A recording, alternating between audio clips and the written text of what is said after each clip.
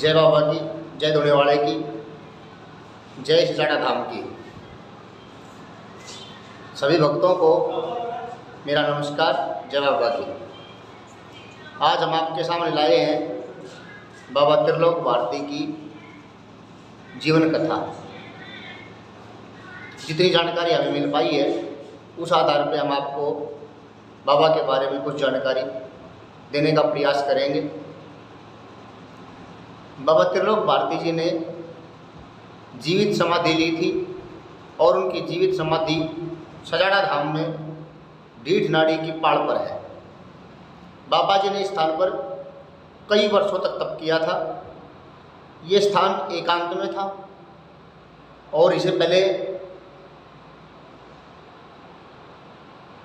जोगी की नाड़ी के नाम से जाना जाता था। एकांत होने के कारण यहाँ पर और भी अनेक ऋषि महर्षि साधु संत तपस्या करते रहे हैं और उसी क्रम में बाबा त्रिलोक भारती ने भी बचपन से ही तपस्या की। ये भगवान शिव की कड़ी भक्ति करते थे, कठोर तपस्या करते थे और एक लोगों में जैसी प्रचलित कथा है, दंत कथा हम जिसको कह सकते हैं, वो ये है कि लगभग 1698 में बाबा जी तपस्या कर रहे थे। उसमें जोधपुर के जो राजा थे जसवंत सिंह, वो उधर से अपनी सेना के साथ जा रहे थे और प्यास से बहुत ही व्याकुल हो रहे थे। उनके सैनिकों को भी प्यास लगी हुई थी और पीने के लिए पानी नहीं मिल रहा था। जब पानी की तलाश करते करते ढीठ नाड़ी के पहाड़ पर पहुँचे उनके सैनिक, तो बाबा जी तपस्या में लीन थे। वो बाबा जी के पास आए और विनती करने लगे कि बाबा जी हमें प्यास लगी है और पीने के लिए पानी नहीं है।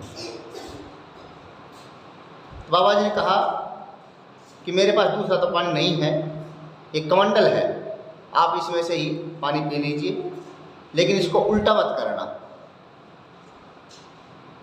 उस एक कमंडल के पानी से ही पूरी सेना ने पानी पी लिया। सभी सैनिक तृप्त हो गए, लेकिन वो पानी समाप्त नहीं हुआ। बाबा का चमत्कार देखकर सैनिकों ने कहा कि बाबा हमारे घोड़े भी प्यासे हैं, अगर आपकी कृपा हो तो उनकी भी प्यास बुझ सकती है। इस पर बाबा जी ने कहा कि तालाब पीछे है, उसके अंदर चले जाओ और उसमें 2 ईंट उखाड़ लेना। यानी कि तालाब के अंदर ईंटें जमाई हुई थी, पक्का तालाब था। बाबा जी ने कहा कि उसमें से 2 ईंट उखाड़ लेना और पीछे मुड़कर मत देखना। सैनिकों ने ऐसा ही किया, सारे घोड़ों को पानी पिला लिया, लेकिन पानी समाप्त नहीं हुआ, अथाह पानी वहाँ से निकलता रहा। बाद में सैनिक महाराजा रणजीत सिंह के पास पहुँचे। रणजीत सिंह नहीं, जसवंत सिंह जी के। बाद में जसवंत सिंह जी, सभी सैनिक जसवंत सिंह जी के पास पहुँचे और बाबा के चमत्कार के बारे में उनको बताया। तो जो जोधपुर के नरेश थे जसवंत सिंह, वो उनके पास गए और बाबा को प्रणाम करके उनके चरणों में साष्टांग प्रणाम किया और हाथ जोड़े कहने लगे कि मैं आपके चमत्कार से अचंभित हूँ, हैरान हूँ और आपकी कुछ सेवा करना चाहता हूँ। फिर बाबा ने कहा कि मुझे तो कोई आवश्यकता नहीं है, लेकिन फिर भी महाराजा ने उनके आसपास एक घोड़े की रेख खिंचवा करके और साधु संतों के लिए एक लंबी चौड़ी भूमि को का जो क्षेत्र था उसको सुरक्षित कर दिया। इस बात की पुष्टि आज भी जो वहाँ पर भारतीय परिवार रहता है सजाड़ा में, वो बताते हैं कि ऐसा हुआ था। और वर्तमान में भी इस ज़मीन का जो रिकॉर्ड है वो राजस्व रिकॉर्ड में मंदिर श्री महादेव जी के नाम से डोली दर्ज है। वह काष्ठ कब्जा दंत कथा अनुसार इनमें से किसी एक साधु ने गृहस्थ धर्म अपना लिया। उन्हीं के वंशज भारतीय स्वामी सजाड़ा में निवास करते हैं।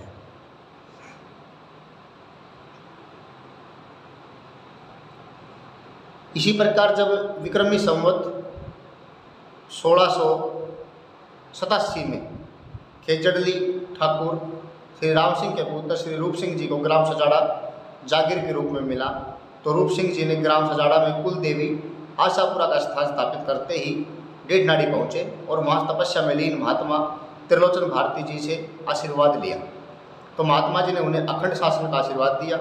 उसी आशीर्वाद के कारण 1687 से देश आज़ाद होने तक इन्हीं के वंश की जागीरी बनी रही। वह आज भी गांव सजाड़ा में चौहान वंश फल फूल रहा है। और लंबी तपस्या के बाद महात्मा जी ने विक्रम संवत 1698 से 2049 तक यह नाड़ी चमत्कारी मानी जाती रही, परंतु समाधि स्थल का निश्चित स्थान किसी को भी मालूम नहीं था। फिर विक्रम संवत 2049 के 6 मार्च के दिन कैंसर से पीड़ित नरसिंह भारती, जो ग्राम सिंहासनी के निवासी हैं, वो गले के कैंसर से पीड़ित थे। उन्होंने अपने इलाज के लिए सभी डॉक्टरों से अपना उपचार करवाया, लेकिन उनकी बीमारी पर कोई प्रभाव नहीं पड़ा और डॉक्टरों ने उनकी बीमारी को लाइलाज बताया। वे अपनी कोशिशों से हार मानकर घर वापस आ गए। उसी रात को सोते समय उन्होंने सपने में एक महात्मा के दर्शन हुए और वो महात्मा कोई और नहीं, बाबा त्रिलोचन भारती जी स्वयं थे। उन्होंने नरसिंह भारती से कहा कि मैं त्रिलोचन भारती हूँ, बेटे उठो, मेरा धूना जागृत करो, मेरी समाधि जागृत करो, 5 फेरे लगाओ, गले का कैंसर चला जाएगा। रात दिन फेरी लगेगी। शुद्ध मन के भाव से फेरी देने वाले यात्री हर प्रकार के रोगों से छुटकारा पाएंगे तथा उनकी मनोकामना पूरी होगी। हमारे यहाँ एक कहावत है कि भगवान के घर देर है मगर अंधेर नहीं। नरसिंह भारती जो इस रोग का उपचार कई महीनों से तथा कई डॉक्टरों से करवा रहे थे, तब उनका ठीक होना असंभव नहीं था और निराश हो गए। कहते हैं कि हर निराशा से एक आशा की किरण छुपी होती है। इसी तरह नरसिंह भारती निराशा में भी एक आशा की किरण बनकर त्रिलोचन भारती जी आए तथा उनके गले के कैंसर से मुक्ति दिलाई, उन्हें स्वस्थ कर दिया।